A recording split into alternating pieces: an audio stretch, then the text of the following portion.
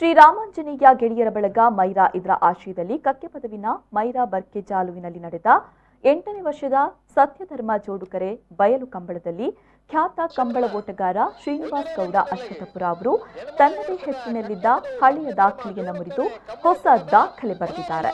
ಬೆಳ್ತಂಗಡಿ ತಾಲೂಕಿನ ವೇಣೂರು ಪೆರ್ಮುಡ ಸೂರ್ಯಚಂದ್ರ ಜೋಡುಕರೆ ಕಂಬಳದಲ್ಲಿ ಅವರು 100 ಮೀಟರ್ ಅನ್ನ 8.96 ಸೆಕೆಂಡ್ಗಳಲ್ಲಿ ಗುರಿ ತಲುಪಿ ತನ್ನ ದಾಖಲೆಯನ್ನು ಬರೆದಿದ್ರು.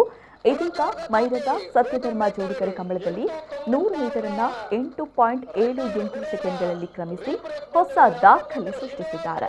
ವಿಜಾರ್ ಪ್ರಸಾದ್ ನಿಲಯ ಶಕ್ತಿ ಪ್ರಸಾದ್ ಶೆಟ್ಟಿ ಅವರ ಹಗ್ಗ ಹಿರಿಯ ವಿಭಾಗದ ಫೈನಲ್ ಪಂದ್ಯದಲ್ಲಿ ಶ್ರೀನಿವಾಸ್ ಗೌಡ ಅವರು ಈ ಸಾಧನೆ ಮಾಡಿದ್ದಾರೆ. ವರ್ಷದ ಕಕ್ಕೆಪದವು ಸತ್ಯಧರ್ಮ ಜೋಡುಕರೆ ಕಂಬಳಕೂಟದ ಬಲ ವಿಭಾಗದ 1ನೇ ಬಹುಮಾನ 8.78.